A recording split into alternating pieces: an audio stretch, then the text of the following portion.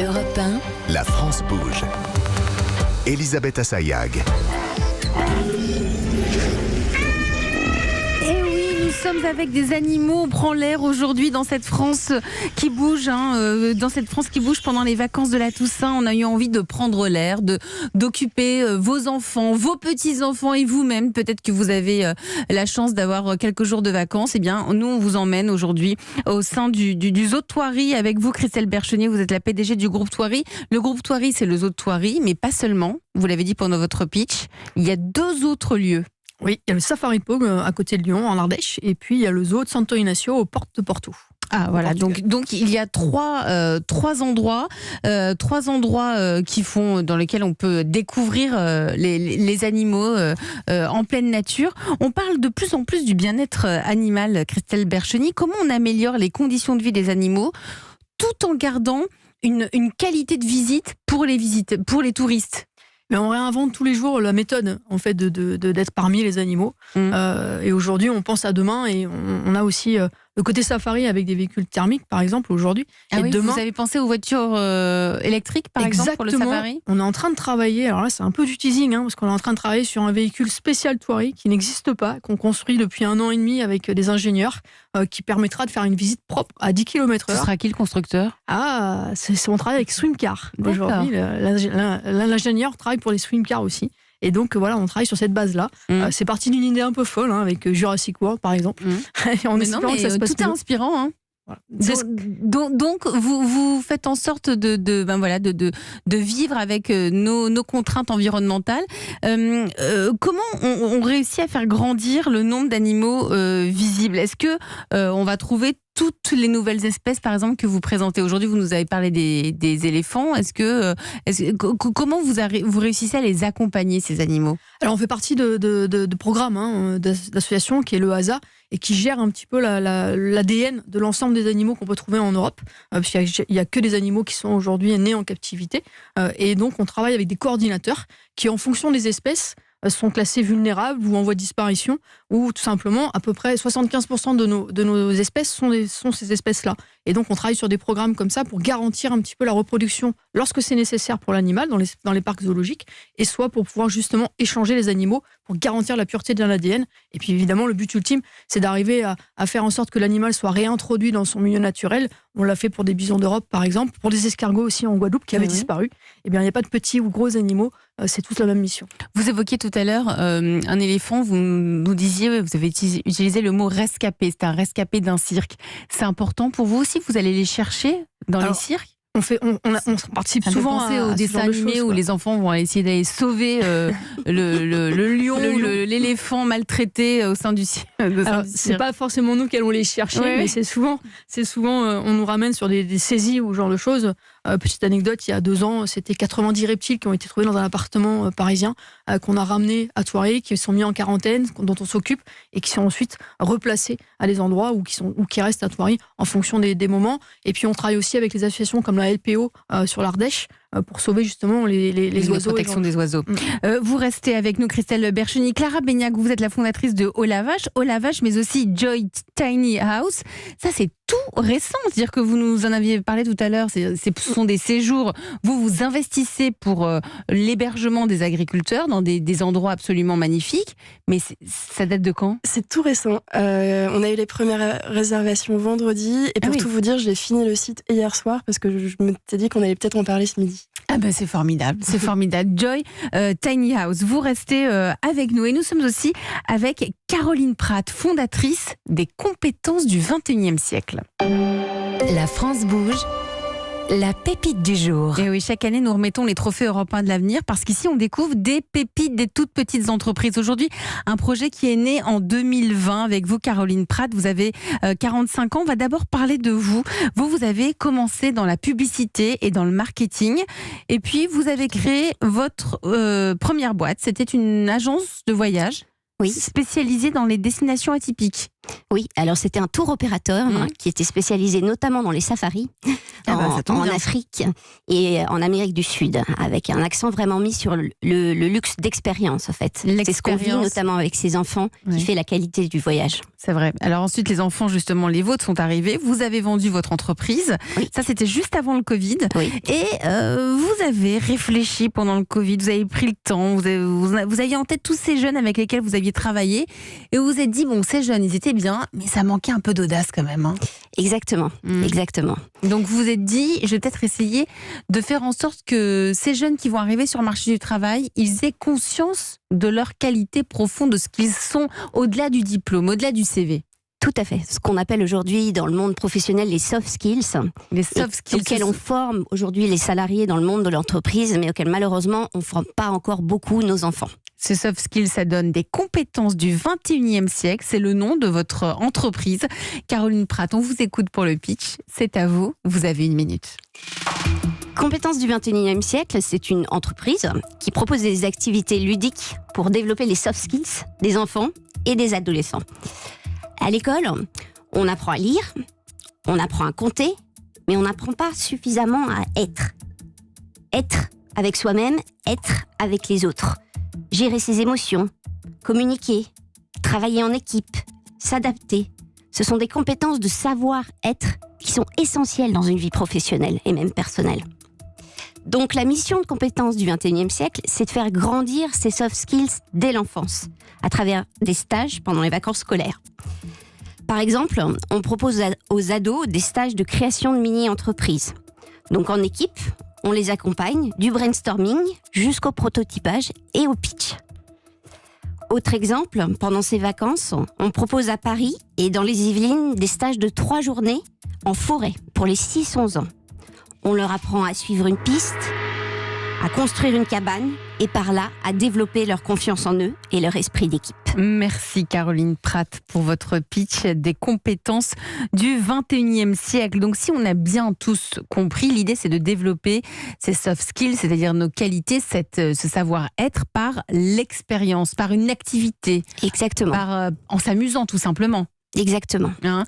Moi, ce qui m'a frappé dans votre entreprise, ce sont les séjours en forêt.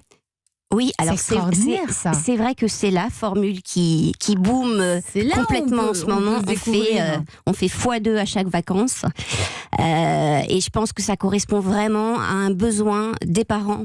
Déjà de mettre leur enfant dehors. Mais alors c'est quoi ? Ça se présente comment ces séjours en forêt ? Donc c'est 3 journées pleines de 9h30 à 17h où on met les enfants dans un imaginaire où ils vont devoir accomplir des défis. Donc ils vont devoir fabriquer des choses avec du bois, ils vont devoir se construire un abri, ils vont devoir s'orienter, ils vont devoir suivre des pistes, ils vont devoir apprendre sur les animaux, ils vont devoir faire plein de jeux coopératifs.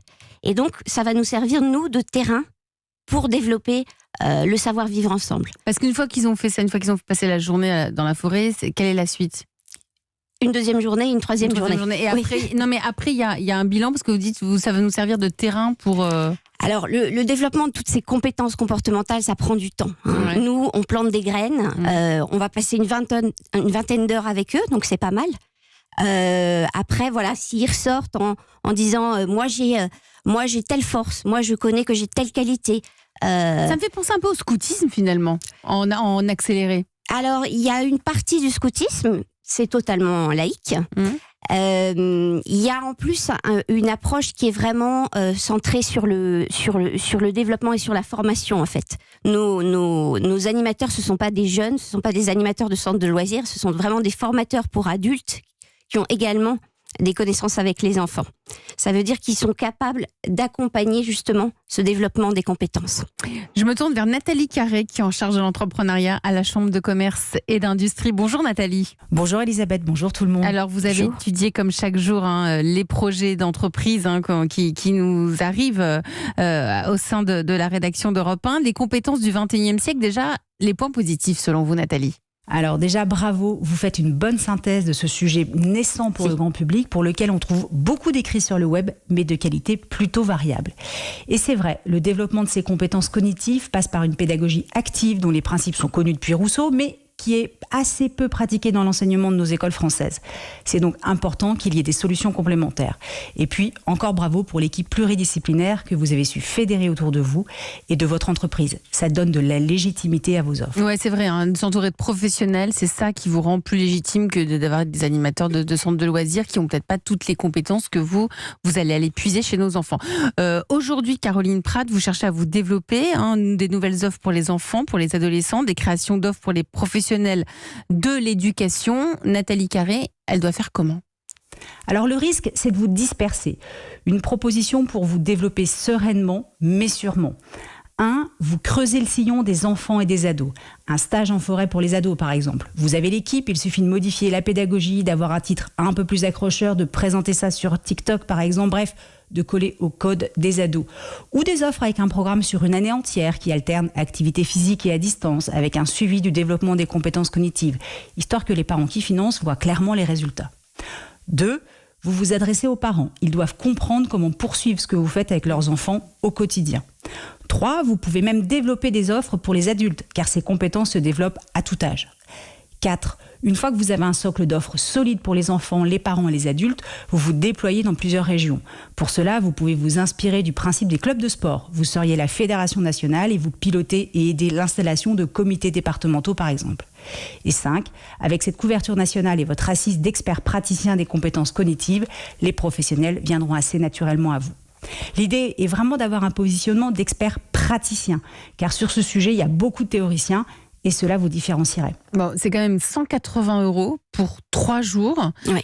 Si on prend le stage, par exemple, ça signifie que c'est pas accessible pour tous. Non.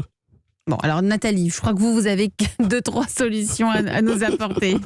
Alors effectivement, le risque est que les parents dont les enfants sont les plus éloignés de ces compétences cognitives ne puissent pas financer ces activités. Mais l'autre risque est que, ne maîtrisant pas ces sujets, ils ne cherchent même pas à inscrire leurs enfants. Ouais. Alors une idée, le parrainage. Vous pourriez demander aux parents qui inscrivent un enfant s'ils connaissent un autre enfant qui serait motivé pour ces activités mais dont les parents ne peuvent pas financer. Si oui, vous proposez de verser un don déductible des impôts qui aidera le financement de l'activité pour cet enfant. Vous devez donc identifier une fondation spécialisée dans le développement des compétences, par exemple, et lui proposer un partenariat. Vous apportez des dons contre une aide au financement d'activités pédagogiques innovantes. L'idée, c'est que compétences du XXIe siècle deviennent le booster des soft skills tout au long de la vie. Merci Nathalie Carré, en charge dans l'entrepreneuriat à la CCI. Ça vous inspire? Merci, vous oui, prendre des beaucoup. notes. Hein. Vous en pensez quoi, Christelle Bercheny? Vous avez une belle feuille de route. Et je pense que c'est un sujet qui m'aurait bien plu quand j'avais 10 ans, puisque effectivement, j'étais pas la première de la classe, clairement. Et aujourd'hui, le savoir-être, c'est quelque chose qu'on perd un peu. Et je pense que je pourrais vous envoyer aussi beaucoup de gens. Et c'est quelque chose. C'est intéressant ce que vous nous dites, Christelle Bercheny. Vous dites, moi, j'étais clairement pas la première de la classe. Aujourd'hui, vous êtes la PDG du groupe Thoiry.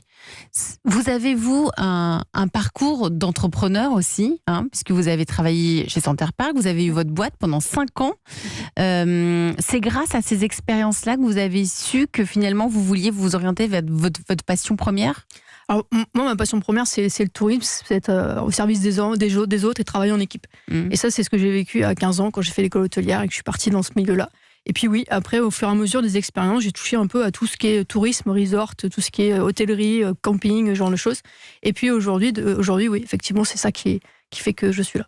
Mais c'est la passion qui vous anime, au-delà d'être au service des autres. Les animaux, c'est votre passion. L'animal est ma passion. Voilà. Donc vous n'êtes pas là par hasard. Mais quand vous étiez à l'école et que vous n'aviez pas forcément des très bonnes notes, vous ne vous êtes jamais dit, tiens, je serai un jour patronne d'un zoo, ou vous avez osé le penser? Alors moi, j'ai toujours osé croire en moi. C'est formidable. Voilà. Donc c'est ça qui est important. C'était la grande différence. Et c'est ça qui m'a conduit ici. J'ai toujours osé croire en moi, malgré tout ce qu'on pouvait me dire.